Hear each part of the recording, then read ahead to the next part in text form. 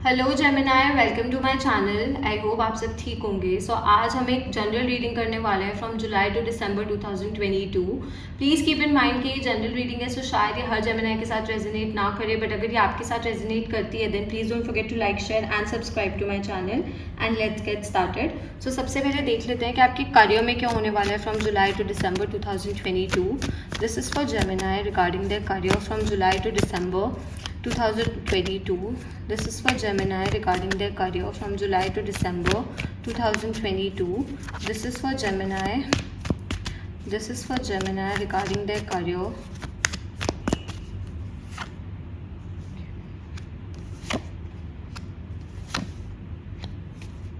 Okay Gemini, so आप में से कुछ ऐसे लोग हैं जो हायर एजुकेशन के लिए प्लान कर सकते हैं या फिर कोई स्किल गैदर करने के लिए सोच सकते हैं, कोई नई स्किल सीखने के बारे में सोच रहे हैं। तो डेफिनेटली अगर आपके ऐसे कोई प्लान्स हैं देन डेफिनेटली आप ये चीज़ के लिए जा सकते हो। जितना आप सीखोगे उतना ज़्यादा things will work in your favour. कुछ ऐसे लोग हैं जो टीचिंग लाइन में हैं या फिर आप कुछ सिखाते हो, not just like teaching would be related to anything. Okay, so there could be people who are learning from you. ऐसे लोग हैं जो आपसे कुछ सीखते हैं, तो कुछ ऐसे भी लोग हैं। तो मुझे ऐसा लग रहा है कि आपके कार्य में काफ़ी ज़्यादा स्टेबिलिटी आने वाली है।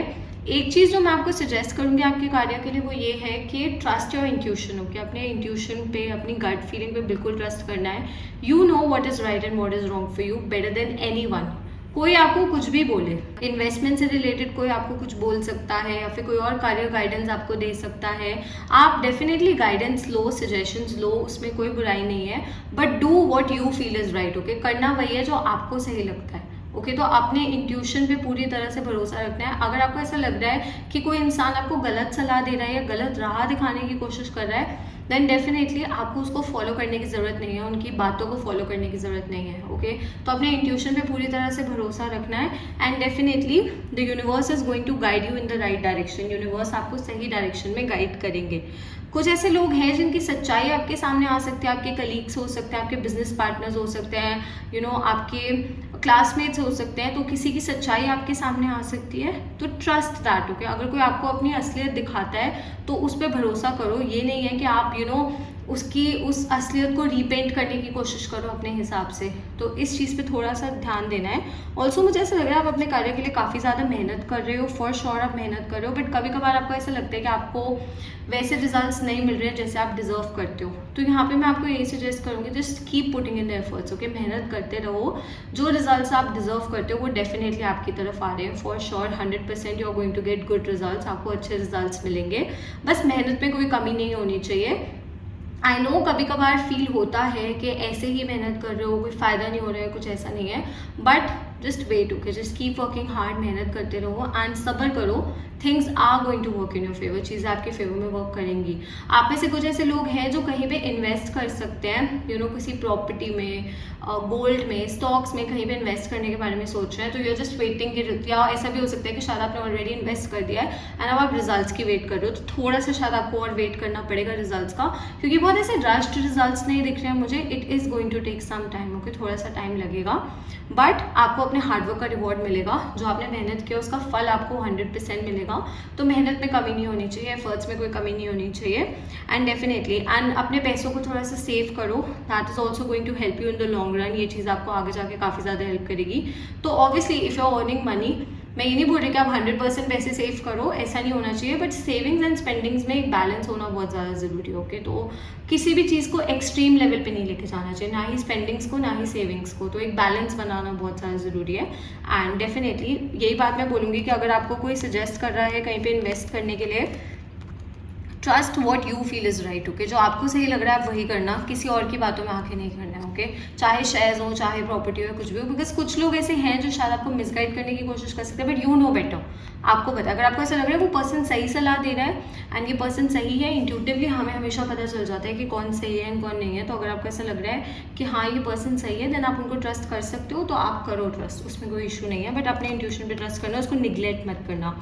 आप में से कुछ लोग हैं जिनके पास पार्टनरशिप का ऑफर आ सकता सकता है, या फिर अगर आपने किसी यूनिवर्सिटी में अप्लाई किया है, हायर एजुकेशन के लिए अप्लाई किया है, कोई कॉम्पिटिटिव एग्जाम दिया है, तो मुझे लग रहा है कि आपके पास कोई ऑफर लेटर आ सकता है। तो I do see some offer coming towards you, and ये एक अच्छा ऑफर है। Okay, this is a good offer. ये आपकी लाइफ में अबंडेंस लेकर आएगा, स्टेबिलिटी लेकर आएगा, and you could be dealing with younger people. तो तभी मैंने कहा कि आप टीचिंग से रिलेटेड किसी प्रोफेशन में हो सकते हो, या फिर इन्वेस्टमेंट से रिलेटेड किसी प्रोफेशन में हो सकते हो। For a lot of you I do see that accounting से रिलेटेड, बैंकिंग से रिलेटेड ऐसे प्रोफेशन में भी हो सकते हो, जहाँ पे आपको शायद लोगों के साथ डील करना पड़ता हो, तो ऐसे प्रोफेशन भी आपका हो सकता है। तो आई डू सी कि आपको पब्लिक डीलिंग काफ़ी ज़्यादा करनी पड़ेगी, लोगों के साथ डील करना पड़ेगा। अगर आपका खुद का बिजनेस भी है तो आपको अपनी जो टारगेट ऑडियंस है, टारगेट कस्टमर है, उनके साथ एक अच्छा कनेक्शन बनाना पड़ेगा। अगर आप अपने बिजनेस को अच्छे हाइट्स के लिए जाना चाहते हो, अपने बिजनेस को एक्सपैंड करना चाहते हो, तो खुल के कम्युनिकेशन बहुत ज़्यादा ज़रूरी है, खुल के अपनी फीलिंग्स को एक्सप्रेस करना बहुत ज़्यादा ज़रूरी है। तो चीज़ों को ऐसे अंदर दबा के मत रखो। वट एवर योर फीलिंग, जो भी आपके आइडियाज़ हैं, थॉट्स हैं, जो भी है, उनको खुल के कम्युनिकेट करो, लोगों से डिस्कस करो। ये चीज़ आपकी काफ़ी ज़्यादा हेल्प करेगी।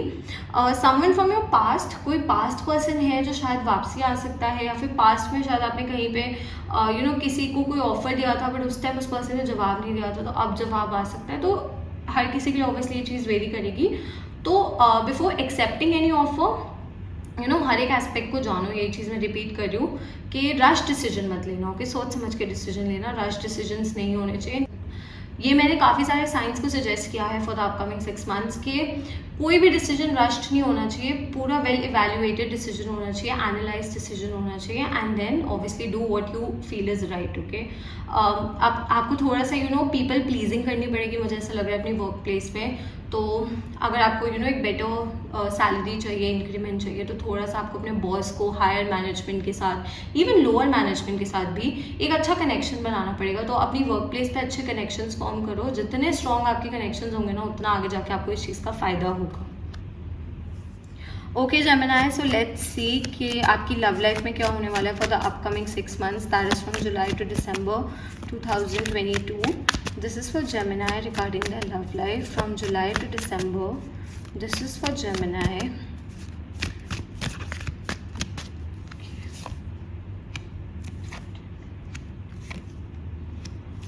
Okay Gemini, so love life में थोड़ी सी हैवी एनर्जी है। So I see a past person trying to come back into your life. कोई पास्ट पर्सन हो सकता है जो आपकी ज़िंदगी में वापसी आने की कोशिश कर रहा है।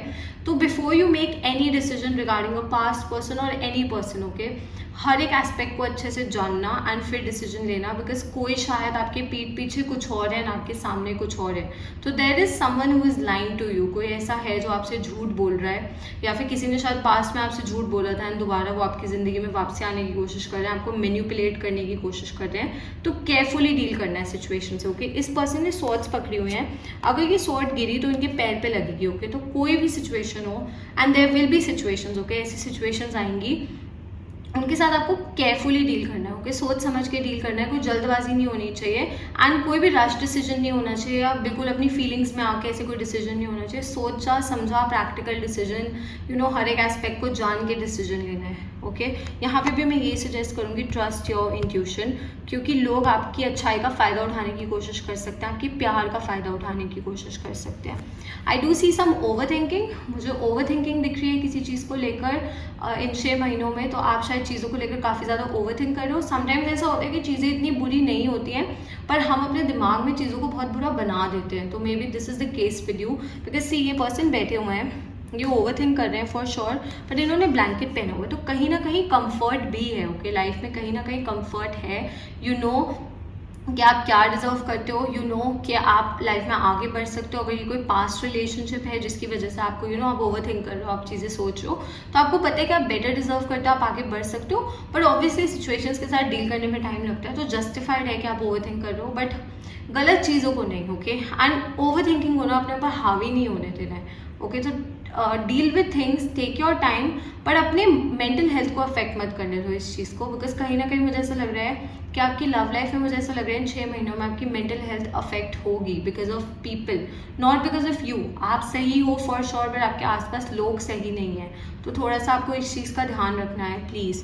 Okay, we also have the 4 of Pentacles, so Gemini, मुझे ऐसा लग रहा है कि आपकी तरफ ना लोग आने की कोशिश कर रहे होंगे, पास्ट लोग भी हो सकते हैं, नए लोग भी हो सकते हैं, but there are people who are trying to come towards you. But कहीं ना कहीं आपने अपने हार्ट को ना क्लोज कर लिया है एक न्यू रिलेशनशिप के लिए। आप एक न्यू रिलेशनशिप को रश नहीं करना चाहते, जो ऑब्वियसली अच्छी चीज़ है कि आप रश नहीं करना चाहते, बट ये जो दिल को बंद कर लिया है ना, ये सही नहीं है। एंड कहीं ना कहीं मुझे ऐसा लग रहा है कि आप सोशलाइज भी नहीं कर रहे हो, आप लोगों को बता भी नहीं रहे हो कि आप क्या फील करते हो। तो यहाँ पे भी ना वो करियर वाला जो मैसेज था ना, मुझे दोबारा दिख रहा है, बिकॉज ऑब्वियसली एनर्जीज ओवरलैप कर जाती हैं कभी कभी, कि ना खुल के कम्युनिकेट करोगे। अगर आपको कोई चीज़ सही लग रही है तो भी सामने वाले पर्सन को बताओ, अगर नहीं लग रही है तो भी सामने वाले पर्सन को बताओगे। मुझे ऐसा लग रहा है कि आपकी रिलेशनशिप में अप्स एंड डाउन्स आएंगे इन 6 महीनों में फॉर श्योर, बट अगर आप अपने पार्टनर से कम्युनिकेट करोगे, अगर आप ऑलरेडी एक रिलेशनशिप में ऑब्वियसली, अगर आप अपने पार्टनर से कम्युनिकेट करोगे, उनको बताओगे ना, तो आधे से ज़्यादा इश्यूज़ वैसे ही सॉल्व हो जाएंगे। ओके, तो बात करना बहुत ज़्यादा ज़रूरी है, फीलिंग्स एक्सप्रेस करना बहुत ज़्यादा ज़रूरी है, चीज़ें डिस्कस करना बहुत ज़्यादा ज़रूरी है। कहीं ना कहीं आप अपने करियर पे बहुत ज़्यादा फोकस हो, तो शायद आप अपने पार्टनर को इतना टाइम नहीं दे पा रहे हो। एंड ये सिमिलर मैसेज ना मेरे को टॉरस के लिए भी दिखा था, तो you could be dealing with a Taurus. Okay, आप किसी टॉरस के साथ शायद डील कर रहे हो। ओके, ऐसा हो सकता है, फिर टॉरस आपके चार्ट में काफ़ी ज़्यादा स्ट्रॉन्ग हो सकता है, बट डेफिनेटली खुल के बात करना बहुत ज़्यादा ज़रूरी है। ओके, फाइनेंशियल इश्यूज़ की वजह से मे बी आप ओवरथिंक कर रहे हो, इस चीज़ की वजह से शायद आपकी रिलेशनशिप अफेक्ट हो रही है। ओके, तो थोड़ा सा मिक्स्ड इश्यूज दिख रहे हैं मुझे काफ़ी सारे। तो अगर आप खुल के बात करोगे, लोगों से चीज़ें डिस्कस करोगे, तो काफ़ी चीज़ें बेटर हो जाएंगी। ओके, तो यहाँ पे आपको जो करना है वो ये है कि खुल के बात करनी है एंड सोच समझ के डिसीजंस लिए हैं।